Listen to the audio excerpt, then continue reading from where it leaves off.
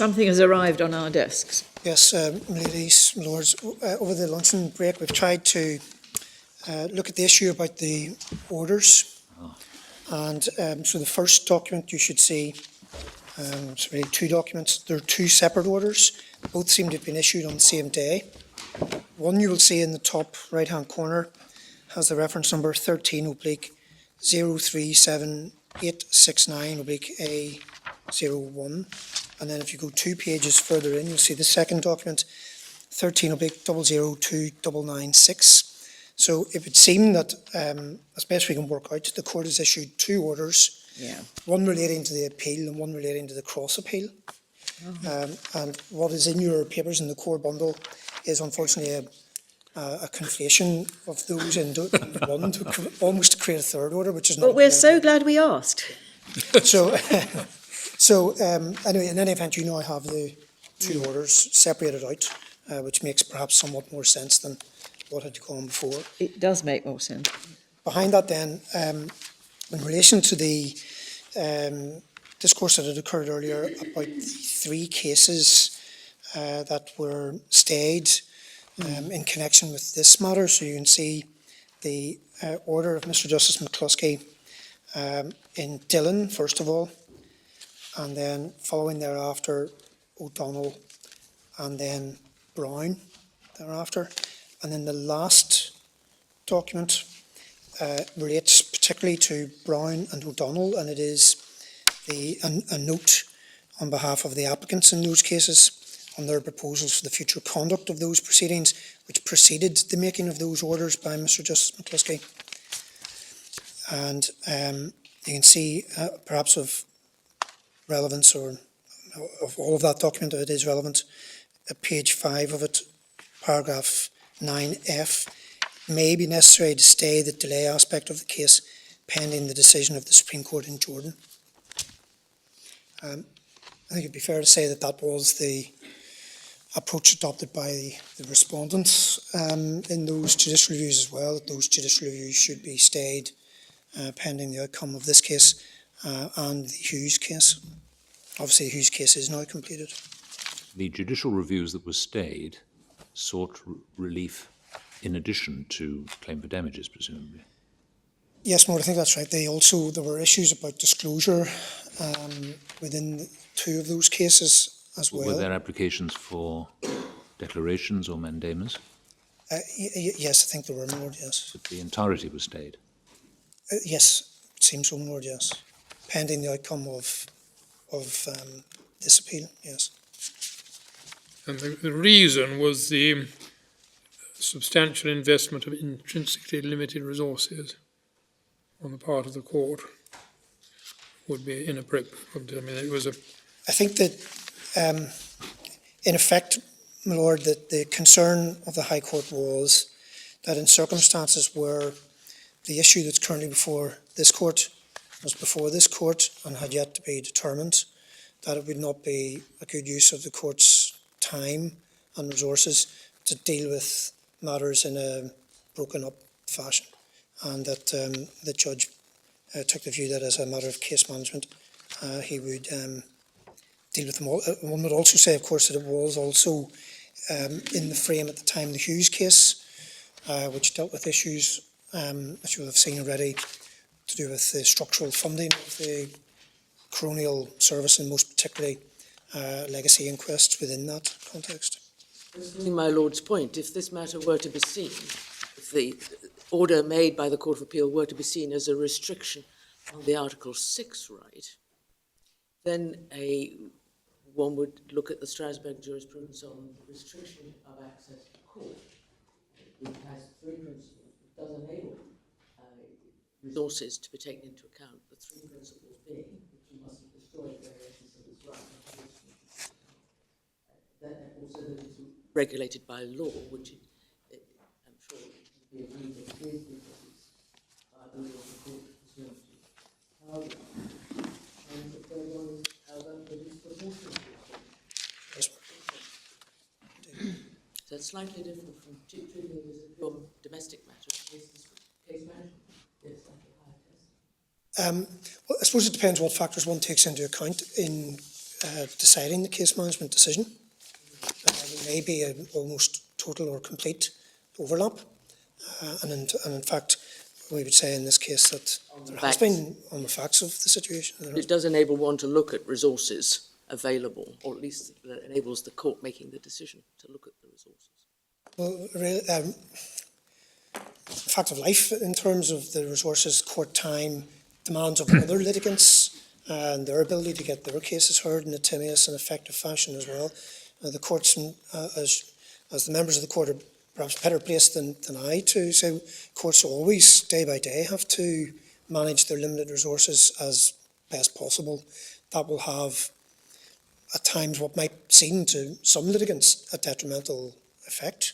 And obviously every individual would much rather that their case was dealt with immediately, because it's of particular importance to them.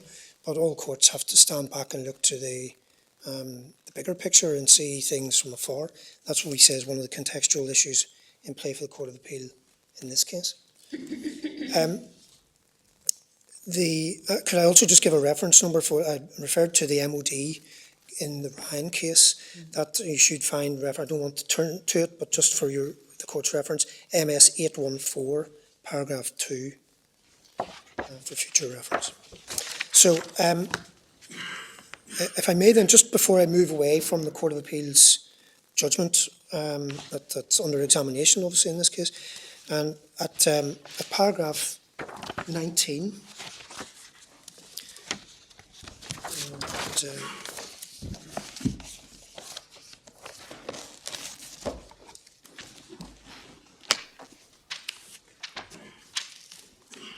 MS 184. In fact, just over into MS 185, the court noted as follows, that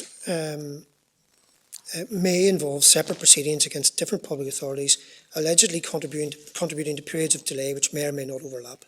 By way of example, in respect of this inquest, there have been more than 25 judicial review applications. Many of those applications raised issues of delay directly or indirectly. The public authorities allegedly responsible for the delay varied. If each case had to be pursued within 1 year of the end of each particular element of delay, that would have introduced a proliferation of litigation, in respect of which periods of delay justified an award of damages against which public authorities.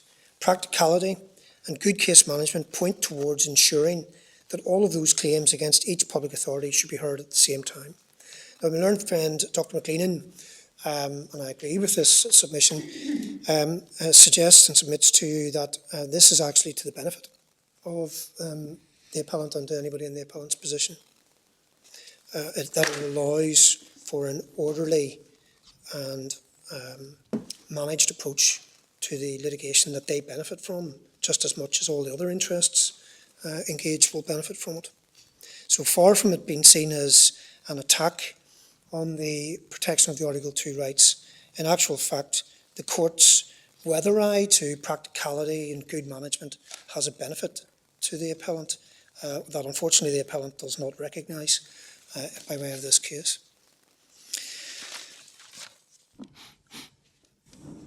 We say that it's clear that in the contextual review that the Court of Appeal was conducting, it recognised that it was not dealing with crystallised circumstances. This touches upon the point I made just before the break, that we're not dealing with a delay that has come to an end.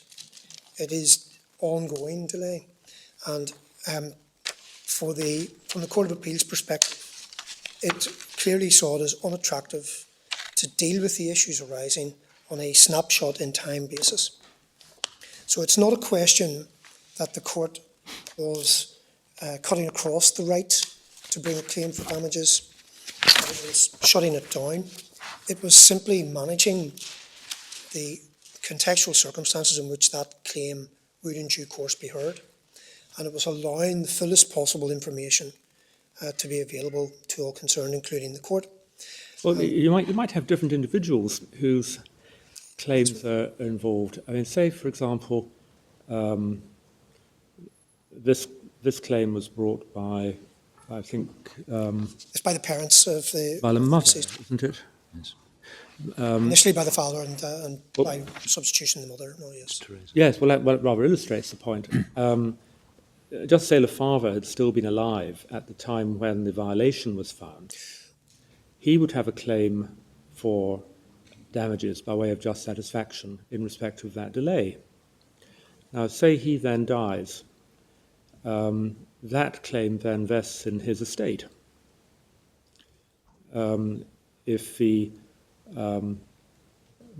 If after the inquest has been completed, the mother were to bring a claim in respect of delay, that would be a distinct claim from his. And you would have to have two separate awards. Now, if there is no death, but you have the mother who brings as in our case, the mother brings a claim before the inquest has been heard, a violation is found, but the court declines to make an award at that stage because it wants to wait until after the inquest. And then after the inquest, she brings a claim in respect of the additional delay, which may have occurred. Then there may be a further violation found, and judicial remedies are granted by relation to acts, unlawful acts in terms of Section 8. On your argument, I think you would, well, what do you do? Do you give two distinct awards in respect of the two violations, or do you give a cumular award in respect of two distinct unlawful acts? Well, Lord, I think the answer to that is that we don't know yet what the approach to be adopted is, because the Court of Appeal is yet to speak on that particular point. That is one of the ominous portents that exists behind all of this. And in fact, it underlies the part of the reasoning as to why the Court of Appeal has done what it's done in this case, originally at least, because there is a risk that if one goes at it on an iterative or snapshot basis, that you have a proliferation of cases, not just across the gambit of the amount of legacy inquests that still are due to be heard, and even indeed those that are completed, but even within them. So you could have, even if it's just one claim brought within each individual inquest on behalf of the family in total, parent, or son, or whoever it might be, one has the risk that such claims brought after 1 year, another one after 2, maybe another one after 2.5 years, that there is a proliferation within the confines of each inquest of that nature. There could be a wider proliferation whereby you have different branches of the family that perhaps maybe are estranged and will not cooperate together and bring a claim. They might bring separate claims relating to the same period of delay within the confines of one case. So very quickly you can see the prospect or the possibility that rather than a defined number of inquest cases where there is delay, that it could mushroom quite significantly. And the Court of Appeal's approach of stepping back and saying that ordinarily we'll wait until the inquest is over and then we'll address issues about damages on the whole has much to commend it in that particular set of hypothetical circumstances. So these are, again, elements that the Court of Appeal will be aware of, that one cannot necessarily just curtail or expect that there would be one claim every 5 years, 10 years, etc. There is no currently control in that nature. So the proliferation is a strong word for it, but it is a risk that is very much live and has been in the view of the Court of Appeal in that regard. For reasons which I'll come back to, the context of that actually is not as perhaps as otherworldly as one might consider. It actually is a real risk that that type of situation could develop. My learned friend Dr. McLean, I think, has dealt with the issue about Strasbourg not having spoken on this issue, and I had something I wanted to say about that, but I think, in fact, I can probably leave that. I think the court has that point. Safe to say this, in effect, the appellant's argument is that because Strasbourg has been faced with cases where it has felt able to deal with just satisfaction in such a manner as to award damages, that it's doing so in the context of a case involving the UK state. Solely, it has the luxury of that, if one can put it that way. And effectively, the appellant's argument is to flip that set of circumstances and say, because that's what the Strasbourg court has been able to do, that's the only way it can be done, and that you must do it that way. In other words, at every time a claim is brought, you simply must deal with the application for damages in that immediate context, that you can't take an overview and a step back and wait until the end of the underlying investigative process. One might say there's perhaps something of a parallel to the issue of exemplary damages that could be drawn. If in a case there is a claim for exemplary damages against the state, the court may be reluctant, and in fact might find it almost impossible to determine the issue of exemplary damages, because it doesn't know necessarily what the outer parameters of the exact claim will be. So, for example, if it's not known how many people were affected by the unconstitutional behaviour of the state, that it may not be possible for the court to make an award of exemplary damages, because it can't do so in the absence of that overall wrapper of knowing the full set of circumstances. How many people have been affected? What would be the right amount of an award of exemplary damages to recognise that situation, taking account of the other damages that have already been paid out on foot of what the state may have done? So there is a parallel which says if it is possible to wait, see the outer parameters of the potential claim for damages, and deal with it on that basis, then that is the way forward. Now that, we say, has a attraction not only of practicality, but it's also a matter which finds some degree of support by way of authority that we've set out in our case. One can see the position underlying it being found in a reading of the overriding objective, which you'll see in your papers at MS 1005 in Volume 2A. Court indeed will be familiar with the concept in any event. Now, of course, it is possible to read a rule such as the overriding objective in many different ways. That's part of the purpose of it. It will be reactive to the circumstances of any particular case. But of course, in the primary position, it is the court that's dealing with the matter that should be able to apply the overriding objective in a way that it sees appropriate, as long as it does not enter into fault that is plainly wrong, and come back to that shortly. So, in effect, the court below, the Court of Appeal, by way of its decision, was making it clear that it would address the issue of damages. There's no question whatsoever that this was to be buried, never to see the light of day, and in effect a ban in all practicality on that issue being dealt with. Really, the issue is, when is the appropriate time to deal with the issue of damages? And respectfully, we say that that is the territory of case management writ large. You can see in the AB and Sudan case, which has been provided to the court in a separate bundle, in particular at paragraphs 25 and 26, that the Court of Appeal of England and Wales said, in relation to stays of proceedings as opposed to stays of enforcement. Sorry, where are you reading? I beg your pardon, my lord. This is in the extra bundle. It's I've paragraph got it. 25. Which page? Page 4, my lord. Thank you very much.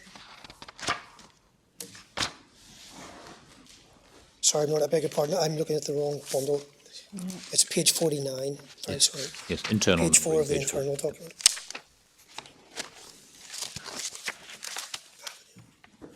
So paragraph 25, in relation to stage of proceedings as opposed to stage of enforcement, the judge is making a case management decision.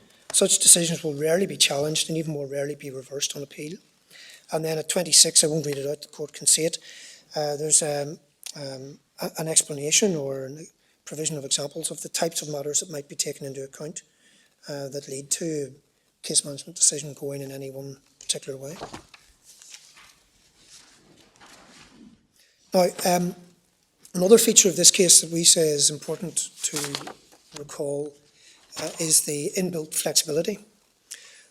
Respectfully, we would say that the flexibility that the judgment under challenge carries with it has been downplayed in the appellant's case. We say it is clear that the Court of Appeal was building in, I use this word advisedly, in current circumstances, a backstop that allows for flexibility in any particular set of circumstances. You'll see that in particular at paragraph 23. It is expressed in terms that that one might say point strongly in the direction of following the line that it has followed. But when the court says we find it difficult to envisage any circumstances in which there should be an exception to the approach set out in the preceding paragraph in such cases, it is clear that it is providing for a flexibility backstop. Otherwise, there would be no need to say this whatsoever. And then we know that in the actuality of what happened in this litigation, that the Court of Appeal took steps by its own motion to activate the part of the ruling that it envisaged at paragraph 23. The stay had been imposed in September 2015. The inquest in front of Mr. Justice Horner opened in February 2016, and his verdict came in November 2016. So by that stage, the inquest process, in the traditional sense, one might say, was completed. But because of the process of judicial review challenge that was brought to it, has taken some time, in fact, just completed earlier this month. The court itself intervened and considered that it was taking too long. So to portray this case as one that sets a hard rule that cannot be moved from and that goes beyond just really an attempt to impose sensible case management is undermined significantly by virtue of what the court itself has done by way of this case. I would also remind Forgive me, where do we find the ruling of the court that lifted the stay? There is an order, my lord, it's page 1, MS 178. Thank you very much. That's the court's order of the 23rd of October last year, my lord. The observation has been made Thank you. that it would be of great assistance to this court if the chronology could be updated. Obviously, you took it only up to the 20th of October 2017, but there have been several relevant events since then. But I'm sure between if us, the parties could we will supply us with an update, that would be very helpful. Certainly. I was going on just to make the point, my ladies and my lords, that the further flexibility that's imbued within the decision is clear by its strict limitation to dealing with the issue of damages.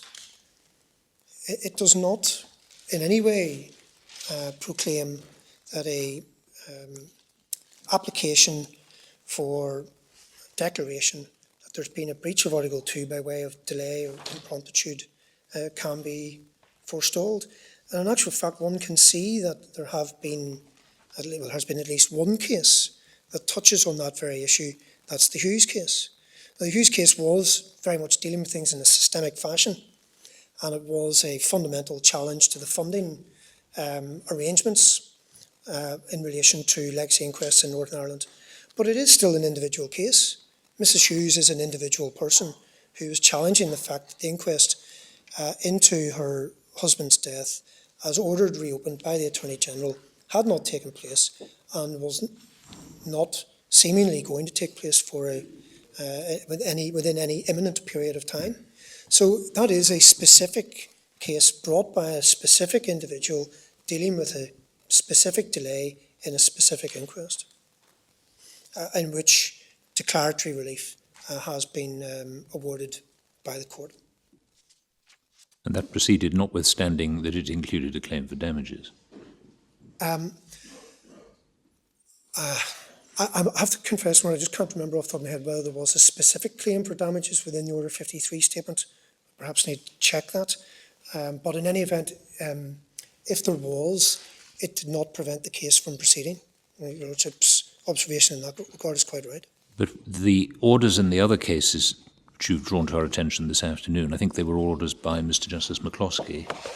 Yes, in January of this year. Those were in cases where imposing stays of the entirety of the proceedings in circumstances where the proceedings included a claim for damages. Again, Lord, I think so. I'd like to check that perhaps and we'll confirm that position with you. I've been told, yes, certainly in relation to Hughes, there was a claim for damages. And maybe just like to try to confirm the position categorically in relation to Dillon, Brown and McDonald. So if your submission as to the effect of the ruling of the Chief Justice is correct, that may have been misunderstood. No, the difference in relation to the stays imposed by Mr. Justice McCloskey in January of this year are that they were particularly in the context of the outstanding judicial review application in Hughes and the outstanding appeal today, this case. No, I've moved on from Hughes to Dillon. Yes, I appreciate that, Lord. And O'Donnell. In O'Donnell, Dillon and Brown. And Brown. The stays imposed by Mr. Justice McCloskey specifically took account of Hughes, the judicial review, which was to be heard shortly thereafter, I think started in February of this year, but also this appeal. So it wasn't in the context specifically of the Court of Appeal's ruling per se.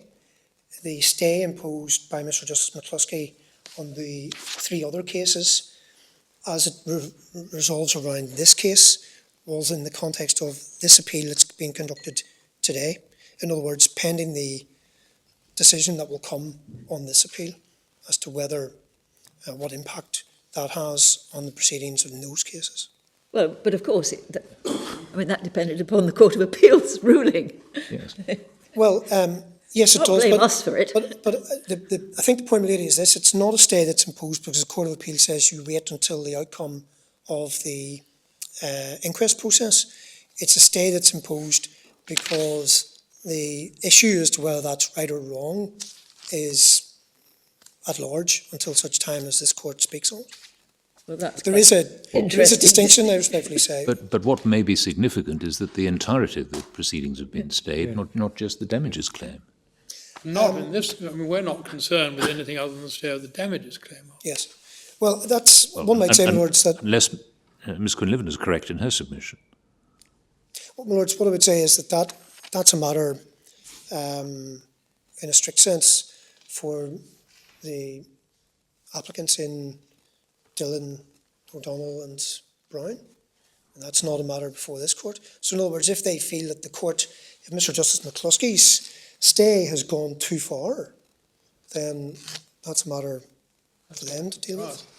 But I'm still struggling a bit with the orders we've now been given, the substantive, the one which seems to be the one which is under appeal, is the one which says that the claim for damages for the Article 2 procedural requirement should not be brought until the inquest has been finally determined. So that's dealing with damages, and we understand that actually should be read as meaning should be stayed until the inquest has been finally determined. Can I just ask to be clear which document your lordship's I'm looking at the document which was put in this afternoon, and which is headed 1303789869/A01. A1, yes, Lord.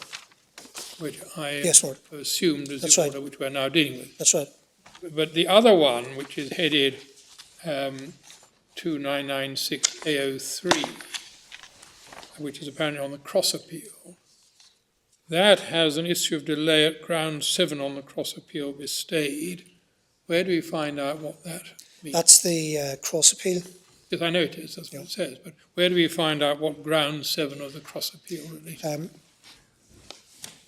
I'm not sure if your lordships and your ladyships have the cross appeal, actually, strangely, on the papers. I think it is available here. Ground 7 is the learned trial judge erred in concluding that neither the senior coroner and the coroner who conducted the inquest were not responsible for delay in the conduct of the inquest in breach of the cross appellant's Article 2 rights. So it was to do with whether the coroners themselves, Yes, by their conduct of the proceedings, had been to blame for the delay. No. That was the decision of that's the matter that was dealt with. that's not an issue which we're concerned with today. No, not. that's the matter that was dealt with by So the only Court of substantive Consent. order that we're concerned with today is the one relating to damages in the first. Respectfully, my Lord, yes, I say yes. I'm conscious of the time. I think I've probably got about 10 minutes left or something of that nature. So can I simply draw the court's attention to the authorities that we have referred to, both of Abdulaziz, which is at tab 28, MS 1459, and particularly paragraphs 13 and 39 of that, and also arising from it, the reference in the case of Brighton and Cop Football, MS 1283, paragraph 51. Sorry, the second reference again, please. It's Brighton and Cop Football, Yes. KOP Football, memory stick number 1283, paragraph 51, my Lord. Those are really the two cases that we say speak to the issue of the relationship between the tiers of the courts and the judiciary, and that brings into the equation the question of plainly wrong. Respectfully, we say that even if this court, individually, the members of the court or collectively, the court were to take the view, well, I mightn't have done that which the Court of Appeal has done in this case, that's not respectfully the test, and that in fact this court can and should only interfere with the court's decision below if it takes the view that it is a decision that was plainly wrong. Well, if I may say so, you're relying on authorities to do with case management, which were concerned with a different context. It seems to me there are two legal frameworks within which one can, in fact, both of which probably need to be addressed. One is the one which Lady Arden has raised, viewing the imposition of a stay, particularly where it's a routine practice, as being a limitation on the right of access to a court, which falling within the scope of Article 6 of the Convention, Article 6.1, and which it would therefore be unlawful for the court to impose in terms of Section 6 of the Human Rights Act unless it complied with the Ashingdane criteria. In particular, was designed to achieve a legitimate object and was proportionate. So that's one framework which this practice has to comply with as a matter of our domestic law. Yes. Another another test is that it has to be compatible with a purposive reading of the Human Rights Act, Section 8. The whole point of the part in which Section 8 is contained is to provide an effective remedy in domestic courts for breaches of convention rights. And there's a question whether the adoption of a practice of declining to consider claims for damages in this category of case for what may be a substantial period until an inquest has been completed, is compatible with effectively complies with Padfield. So that's a second legal framework within which this has to be considered. Well, Lord, can I say in response to that might seem an obvious point to make, but it's not necessarily been the framework through which the appellant has brought the matter. That's not the end of the matter. I accept that. No discernible. I accept that may not necessarily be the end of the matter. The situation is this, my Lord. The Court of Appeal is faced with potentially many cases of this nature, arising both separately and many cases arising out of each of these legacy inquests. And the Court, in looking to proper management of not just its business, but more primarily trying to provide some guidance to the courts below as to how they must manage their business, is in effect adopting an approach that says ordinarily, subject to exceptions and flexibility, there is merit in awaiting the damages consideration until such time as you have all the facts, rather than looking at one snapshot and then following it later, a year later, 2 years later, 5 years later, with another snapshot. None of that, we respectfully say, cuts across the provisions of Section 8 of the Human Rights Act. There is a clear legitimate aim to be achieved in managing the potential litigation in the way the Court of Appeal envisaged. Is it proportionate? Well, one would say this. If matters come to the point where the court takes the view that the balance is tipped and it is no longer proportionate, then it can do as it's done in this case, and it can say, well, we're removing the stay, we're going to proceed. And that argument can be made to any court. This is not imposed as a tablet from the mount by the Court of Appeal in a strict fashion. It's not a practice direction. It's not a rule of law. This is the Court of Appeal dealing with the Jordan case. Yes, the lower courts will look to that, but it's open to the parties in any of those individual cases to argue that, in fact, in their case, it is a disproportionate step to impose the stay. And if I could, just in the few minutes remaining to me, just try to put that in the wider context of what's going on in the legacy world in Northern Ireland at the moment. You will have seen reference to this in our written case, MS 142-145. You'll also see some further context, essential context, we say, set by the paper put forward on behalf of the Coroner's Council in writing, and them not attending, but there's some very interesting and helpful context setting within that paper also. I would ask the court to consider the opening few paragraphs of Sir Paul Girvan's decision in the Hughes case, which is found in Volume 2, Tab 23, MS 1334, as setting the backdrop to which all these legacy matters operate. When one looks at the particular context of legacy inquests, it is, I think, a truism to say that they are very often highly complex. They're extremely sensitive and involve very intricate issues involving public interest immunity. They very often, because of the age of these inquests, involve the hearing of evidence from elderly witnesses with multiple accounts given at different times over the intervening years. Some of us in this court are involved in the Ballymurphy inquests, which are to start next month and revolve around deaths that occurred in August 1971. These are not straightforward and easy matters to deal with. They are imbued with lessons of history, and they are, in that sense, not like complex inquests that exist perhaps anywhere else in the United Kingdom. The other complicating factor in the wider context is we're not, as for example might arise in a police shooting case in Great Britain or a terrorist attack inquest deaths in Great Britain, where there is a, thankfully, singular and one-off ongoing basis of them. We have a conglomeration of such cases. As you've seen from the papers, there are more than 50 inquests of this nature awaiting to be heard, gathered together over a relatively short period, particularly the volume of cases that have been reopened by the Attorney General and one that's been reopened by the Advocate General. To use the word again of proliferation, it gives rise to a proliferation at one time of these extremely complex cases. And it must be, I think, said that any normal or non-emergency court system cannot easily handle these cases. So the system is under pressure. There is no doubt about that.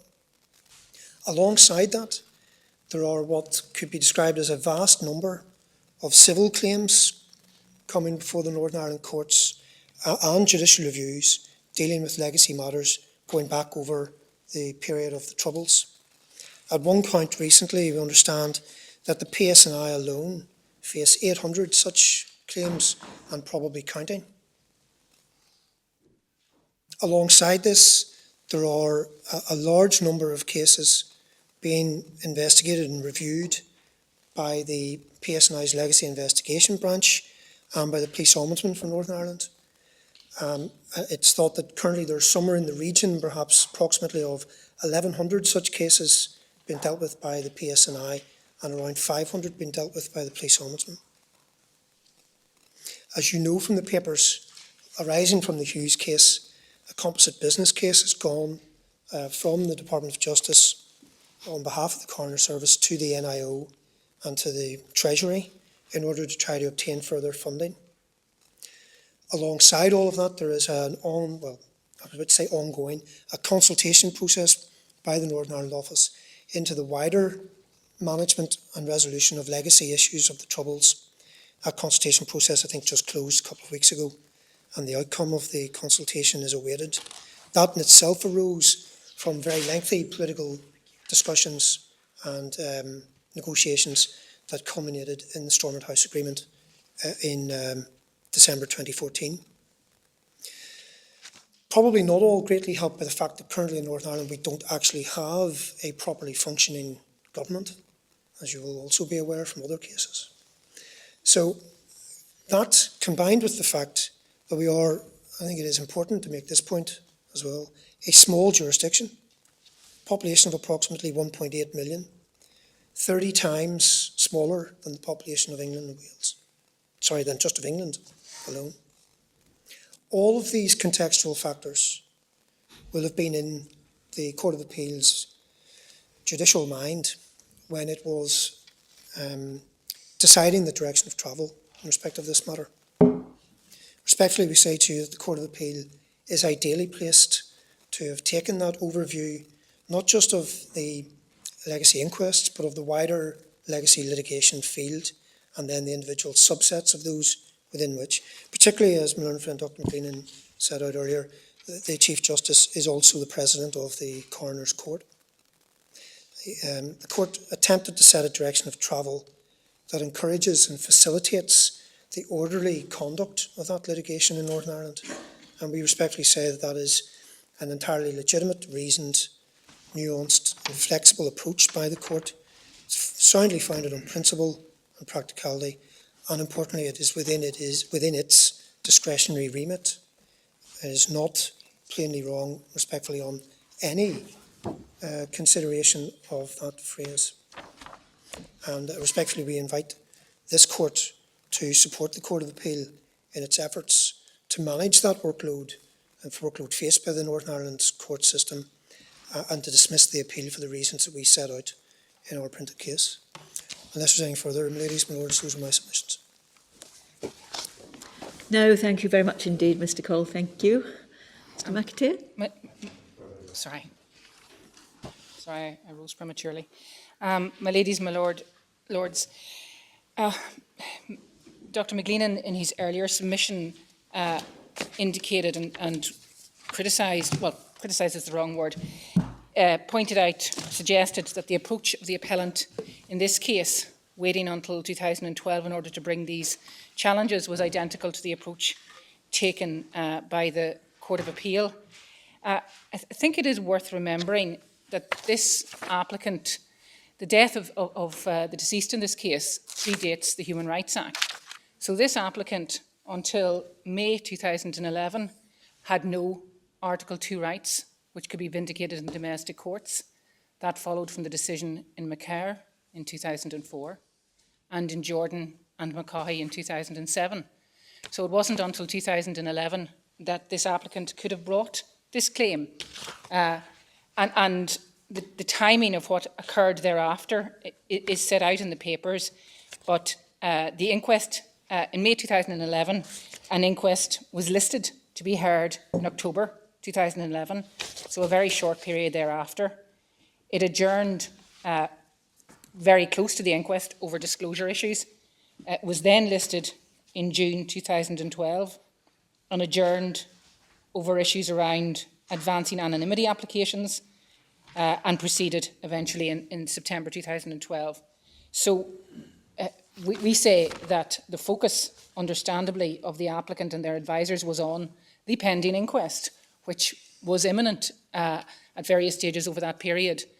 And the respondents have sought before the Court of Appeal to say that the applicant was out of time and hadn't taken their case promptly and within a year of the violation. But of course the applicant couldn't, before May 2011, have complained about a violation in 2007 or 2008. That couldn't crystallise. And I think, with respect, it would have been inapt in the middle of an inquest about to be scheduled to distract all the parties by taking a delay application. So we say the timing in reality was dictated by the point at which the applicant had a right to before the domestic courts. And we make really the same point in relation to paragraph 19 of the judgment, which has been characterised as generous to the applicant, but of course ignores the fact that no complaint, we say, could have been made against the applicant for not bringing a case alleging delay in 2009 because the applicant couldn't have brought that case. So we say that the paragraph is not as generous as my friends characterise it. My friend says that the Strasbourg court says nothing about case management issues. That's correct. But what it does say, and what it did in the cases of Hemsworth, McCaughey and McDonnell, is it said very clearly, the investigative process is not complete in your cases. There are issues about civil proceedings, there's issues about disciplinary proceedings and potential criminal proceedings. And because the totality of the investigative process is not complete, we will not look at issues around independence, effectiveness, participation of the next of kin, the other minimum standards. But we consider delay to be different. We are prepared to look at delay now because we will look at the delay as it has crystallised and determine whether, firstly, whether the delay is such that it amounts to a breach of the obligation to commence proceedings promptly and pursue them with reasonable expedition, and B, whether just satisfaction is appropriate. And we say that is precisely what we are asking the court domestically to do, and that the Strasbourg jurisprudence supports that approach. My friend indicated that the Strasbourg court doesn't engage in fact-finding with respect, and we've highlighted these passages already, so I just intend to give references, but we say it's quite clear that the Strasbourg court engages with why was there a delay for a particular reason, what explanation is advanced. You will see that in the Hemsworth judgment, which is in volume 1 of the authorities at tab 6. The page references are MS 844 to 845 and paragraphs 71 to 74. You'll see that in Jordan versus the United Kingdom, volume 1, tab 2, MS 678 to 679, paragraphs 136 to 140, and you'll see it in McDonnell, volume 1, tab 8, MS 920 to 921, paragraphs 82 and 87 to 90. And we say those are examples, and you'll find others in the other cases. In fact, I this morning gave you a reference from Shanahan versus the United Kingdom, volume 1, tab 10, MS 994, paragraph 119. And you'll see in each case what the court is doing is looking backwards to see what are the explanations and whether those explanations justify the criticisms advanced by the applicant. My friends say that the Court of Appeal does not prevent the applicant from bringing applications. My Lord, we say the adjournments and the recent orders provided to you, and indeed the submissions provided to you in relation to two of the cases, I think Bryan and O'Donnell, and the orders provided in Dillon and Brian make it clear that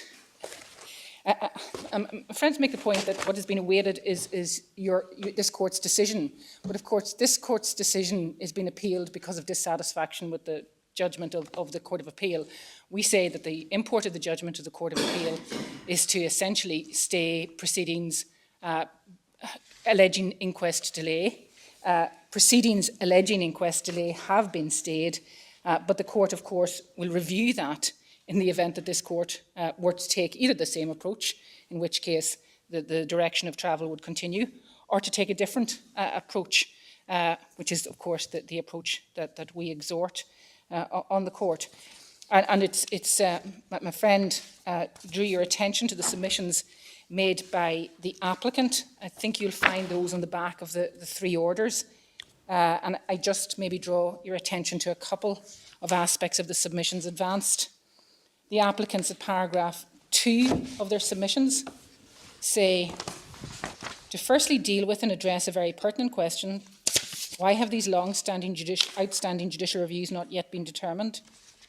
The answer is, the reason for the delay relates to the unusually extended litigation in the case of Hugh Jordan on the question of the stage at which it is appropriate to bring judicial reviews where there has been delay which amounts to a breach of Article 2.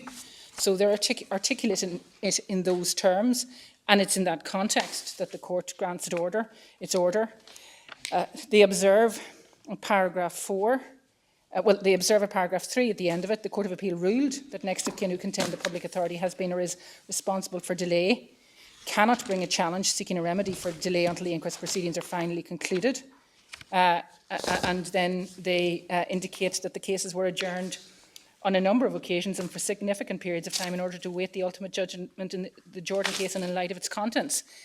And my friend referred you, I think, to paragraph 9F, which is on the final page of the submission, and where it states it may be necessary to stay the delay aspect of the case pending the decision of the Supreme Court in Jordan.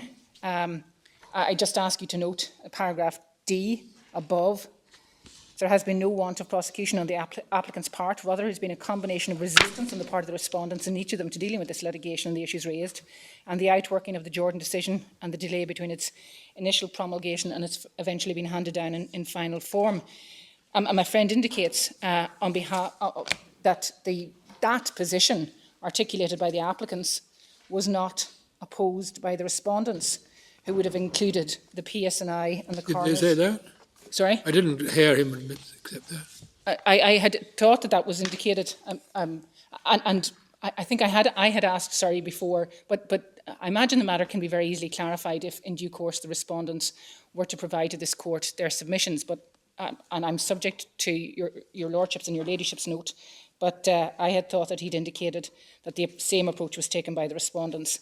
But in any event, it indicates and illustrates people's understanding of the judgment. The court adopted the same approach to the judgment, in effect, and treated it, and has consistently treated it as delaying the proceedings, not narrowed to the issue of damages, but spread more broadly to the issue of delay. There was a discussion about ongoing delay, and my friend talked about the fact that one of the concerns of the court is that there would be ongoing delay, and therefore it's preferable to wait until the conclusion, so one has the totality of the delay involved in a particular case. In our respective submission, ongoing delay is not a justification for the refusal of just satisfaction for what has been delay, which justifies a finding of just satisfaction in the appropriate case. And to do otherwise is to deny the applicant an effective remedy. And just towards the end of his submissions, my learned friend, Mr. Call, said the Court of Appeal is faced with many cases and is looking to properly manage those cases and to provide guidance to the court below, indicating them that they should ordinarily wait the outcome of inquests in order to make determinations of damages. Clearly, the court below, in terms of how it would conduct itself, it's not going to hear the case and decide, well, we will make declarations against the PSNI and the police ombudsman and some other public authority, And then in due course, we'll have another hearing where we'll see what has happened in the interim period and make further declarations and further orders. If it's going to wait the procedure until the damages are concerned, it's going to wait. It is going to not take the case and deal with it in its component parts, but deal with the totality. We say the import of the order and judgment of the court has been, in real terms, to operate to prevent victims of Article 2 investigative delay the ability to pursue their cases before the courts. And we say that that is an issue of general importance and that this court should quash the judgment, the order of the court and the judgment for those reasons, unless there's anything further. Can I just clarify one point? The order which we're concerned with was made on the 22nd of September 2015, I think, is that right? Yes. But it was lifted on the 23rd of October 2017. Yes. And we have that at page 178. Was there a reasoned judgment No. for lifting? I mean, do we have an account of what reasons were given for lifting it? No, the court simply notified the parties that it was lifting the order. Sorry. I thought someone said it said that there'd been enough delay. There'd been an indication that the proceedings had been going on too long, but there isn't a judgment. So it's a purely informal indication by whatever Yes. channels were used that Sorry. enough was enough. It was stated, I'm reminded that it was stated, and I'll be corrected, I'm sure if I'm wrong, that it was stated in open court that the proceedings had been going on too long, and then the parties were asked to make written submissions, which we did in accordance with the directions. So in advance of the order made on the 23rd of October 2017, at some point, the Chief Justice indicated his view that the proceedings are being delayed for too long. I think what happened is simply that the parties were convened and the case was listed and the court made that announcement in open court. On the day in question, I don't understand it have been done before that. In terms of the chronology, we'll obviously undertake to update the chronology shared with the parties, and we can do that. Yes. And if you can agree precisely what happened, that would be useful. Yes, we will share it with the parties and ensure that everyone's agreed. Could I just ask two separate points? One on your Article 2 submission, where you said there was a global sum which would be awarded if the matter were deferred. That would be an aggregate sum, obviously, for each element of delay, even if it were a single sum. Or have I misunderstood that? I think the approach that the Strasbourg court takes is you've brought your complaint of delay and we're deciding on this date, and we now look backwards and say, there may have been different periods of delay for different reasons, but this is what we're awarding you. It is clearly possible to envisage a situation, and this case is a case in point, where you come back again after a further elongated period of delay and say, actually, we still require, we haven't had the remedy, there's delay and just satisfaction. But I think if you don't come back, if you only go for the first time, that seems to be... But if it's deferred, which is what we're specifically contemplating, Yes. the end sum should still be the same. I envisage that that's what the court anticipates. And then on Article 6, there was a fresh point. Did you want to make any submissions about limitations and the conditions which they must fulfil under the Ashingdane conditions? And principally, that means proportionality. It is our respectful submission that the case management decision or the stay was not proportionate in this case and is not proportionate in terms of the impact it's having on cases generally and essentially those cases that you see in the annex. It's disproportionate because it denies the applicant the right to secure and vindicate their rights now, but it also potentially prejudices them down the line because if they have a case, such as the present, where they were entitled to claim just satisfaction now, and in 7 years' time a court would look back and say, actually you were entitled to a second payment of just satisfaction, they'll be prejudiced because the court won't deal with or hear their case until the end period and will therefore just award the single sum as I envisage it. Couldn't that be dealt with by interest or some kind of uplift? I imagine it could be. I think the difficulty might come with the court looking to Strasbourg and what Strasbourg does and saying this is the way Strasbourg approaches it. So I can see that arguments could be advanced, but I think they would complicate matters. And one can certainly envisage a situation where an applicant would be prejudiced. Clearly the court could create devices to avoid that, but they sound like they'd be more complicated in some ways than just dealing with the case at the appropriate time. I hope that answers your question. Could I just raise one? Yes, of course. Ms. Quinlivan, is there a judgment from Mr. Justice McCloskey to accompany the orders that we've been shown in Dillon, O'Donnell and Brown? I don't understand there to be a judgment. I think what probably happened, and I wasn't directly involved, is Mr. Justice McCloskey keeps old cases under review and will, when a case has been sitting for a long time, ask the parties to explain what's happening. I would imagine that that's what happened, that he would have invited the parties to say, why is this case still in the list? It's a very old case and what's happening. Thank you very much. That's what's happening. Ms. Doherty's helpfully, my Lord Carnwath, you asked about what happened in front of the Court of Appeal, and it's set out in the Statement of Agreed Facts and Issues at MS page 87, paragraph 26.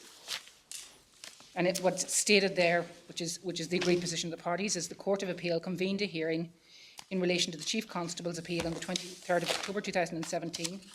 At that hearing, the Lord Chief Justice indicated the Court's view that the case had been going on too long and lifted the stay of the appeal. It invited written submissions from the appellant, the Chief Constable and the Department on the matter. Those written submissions were provided, and the appellant sought an oral hearing on the issue, and I think in fairness, so did the Chief Constable. And that hearing, it was listed. That's very clear. Thank you very much. And what's the reference to that? Sorry, my Lord, it's MS, page 87, and it's paragraph 26, and it's a Statement of Agreed Facts and Issues. It's paragraph 26 of the SFI. But the stay that was lifted was on the Chief Constable's appeal.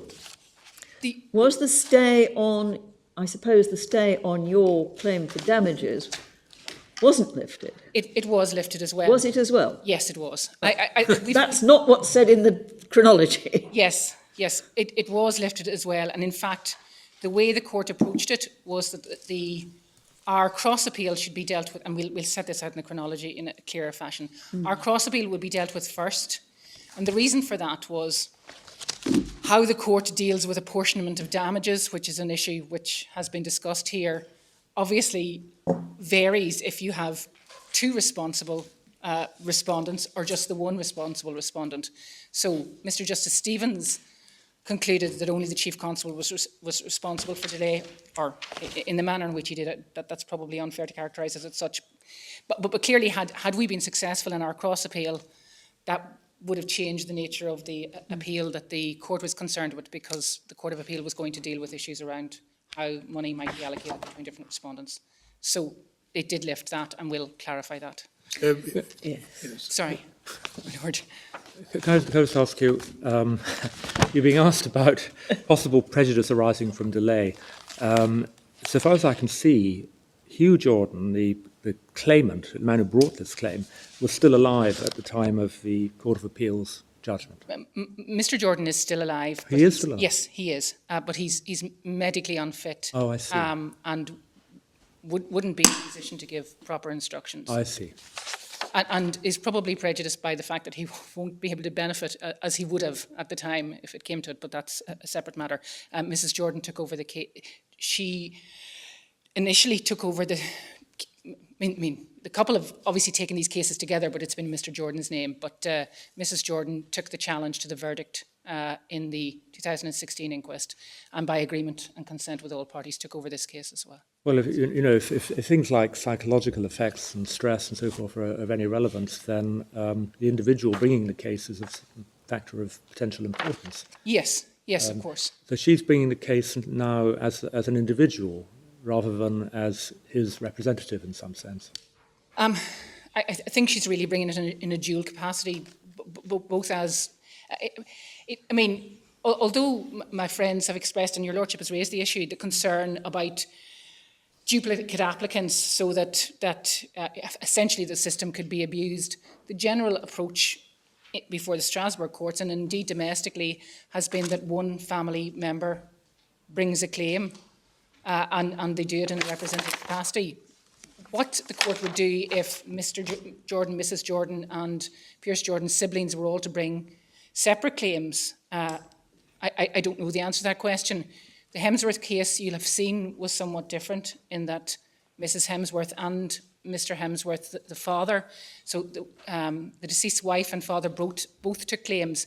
Yes. The reason that was done was because unusually Mr. Hemsworth sustained an assault but didn't die immediately, and both his wife and his father were witnesses in the inquest and were very involved in the inquest in a way that is unusual, and it was felt therefore that we felt that they should be treated separately in how we brought that claim. And is that the case where the award was €20,000 rather than 10,000? Yes, that's correct. And I think we assume it's on the basis that each applicant got 10,000. Well, they'd have to be victims in any event. And, oh, yes. if there are closer victims, Strasbourg's not going to take kindly to the rather wider range of people. No.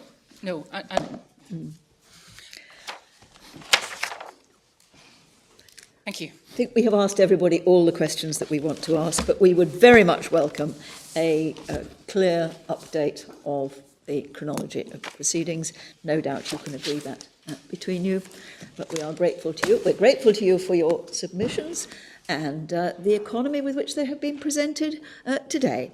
And we'll now go away and work out what the answer is. Thank you all very much.